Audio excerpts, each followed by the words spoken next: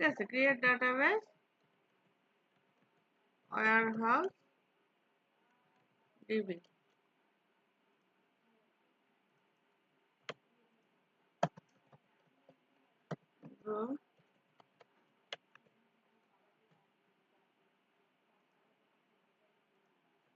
তাহলে আমরা কি বলেছি, কি টেবিল থাকবে, ক্রিয়েট টেবিল আইটেম। ঠিক আছে, তাহলে আমাদের টেবিল ডেফিনেশনে আইটেম টেবিলে কি থাকবে, আইডি, ইন্টিজার, আইডেন্টিটি, এবং এটাকে কি বললাম আমরা, প্রাইমারি কি। দেন কি থাকবে, আইটেম নেম। আইটেম নেমটা কি হবে, ভার্কার 50 দিলাম। ঠিক আছে, এরপর আমরা কি দিব, কালার।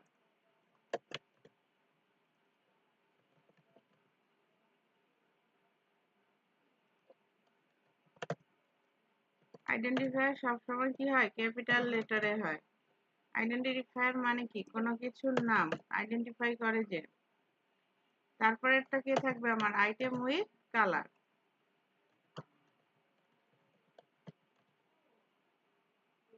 তাহলে এখানে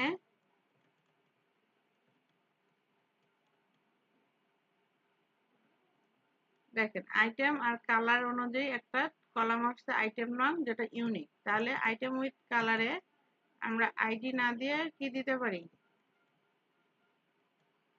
আইটেম নংকে প্রাইমারি কি হিসেবে ইউজ করতে পারি। তো যদি আমরা এটাকে প্রাইমারি কি হিসেবে ইউজ করি, তখন আমার লট টেবিলে এটাকে প্রাইমারি কি হিসেবে ব্যবহার করতে, ফরেন কি হিসেবে।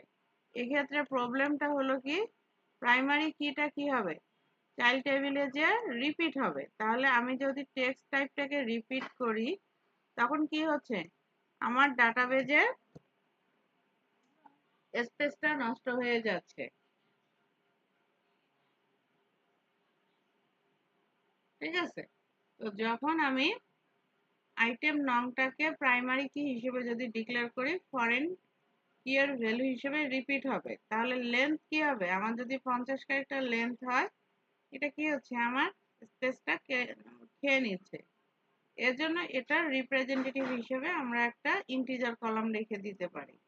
তাহলে কি হবে, আমার ডাটাবেজের স্পেসটা, স্টোরেজটা বেঁচে যাবে। ঠিক আছে, তাহলে এটা হলো আইটেম নং। আইটেম নং কত আছে, 1 2 3 4 5 6। তাহলে এখানে 6টার জায়গায় আমরা 8টা ক্যারেক্টার না হয় দিতে পারি। 6টা 10 12 এদিকে হতে পারে, তাহলে আমরা 15 ক্যারেক্টার পর্যন্ত দিলাম। ঠিক আছে, আরেকটা কে যাবে আমার, কালার আইডি।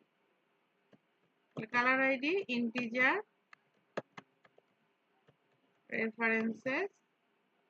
রেফারেন্সেস কোন কলাম, কালারের সঙ্গে আইডি যাবে। ঠিক আছে,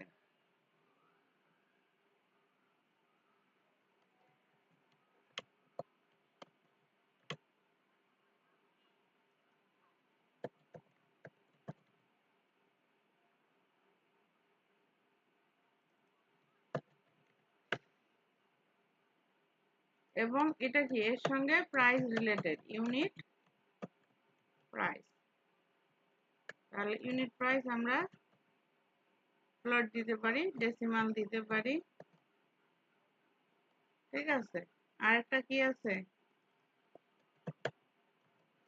মানি আছে। ইউনিট প্রাইস টাকা, আমরা মানি দিয়ে দিলাম। আরেকটা আমরা দিতে পারি কত, ভ্যাট।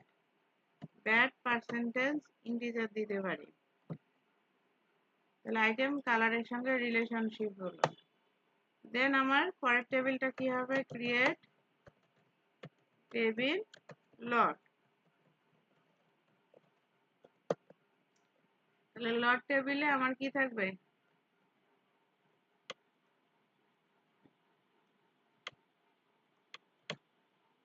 ঠিক আছে, লট আইডি, লটের নাম, দেন লট ডিটেলস আসবে। ঠিক আছে,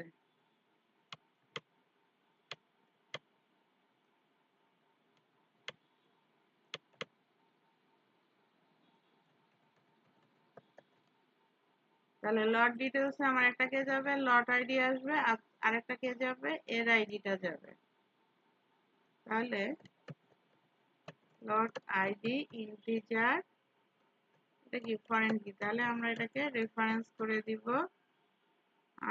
REFE রেফারেন্সেস কোন টেবিল, লট টেবিলের আইডি কলাম। ঠিক আছে, স্কুল সার্ভার কেস সেনসিটিভ না, ছোট বড় হলেও সমস্যা নেই। ঠিক আছে, আরেকটা আইডি যাবে কি আইটেম আইডি, এটা টাইপ কি ইন্টিজার।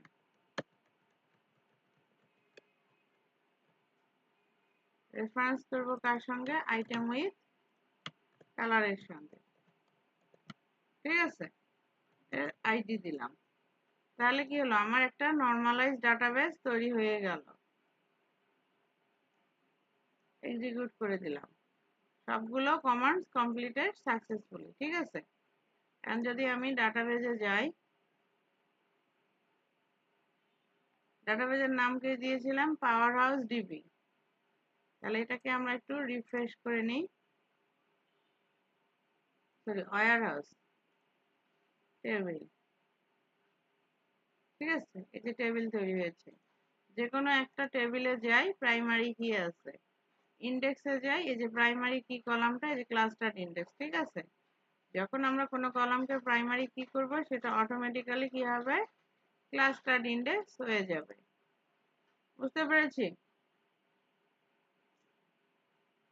এই নরমালাইজেশনের রুলস অনুযায়ী কিন্তু আমরা সব ভেঙে দিয়েছি।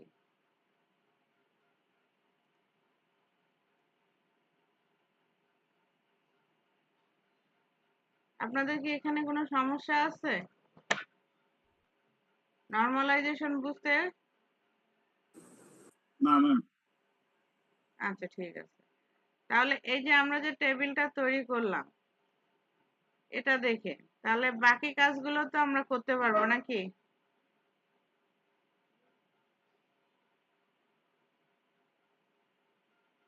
আমরা এই টেবিলে ডাটা ইনসার্ট করব, জয়েন কোয়েরি দিয়ে কাজ করব। ঠিক আছে,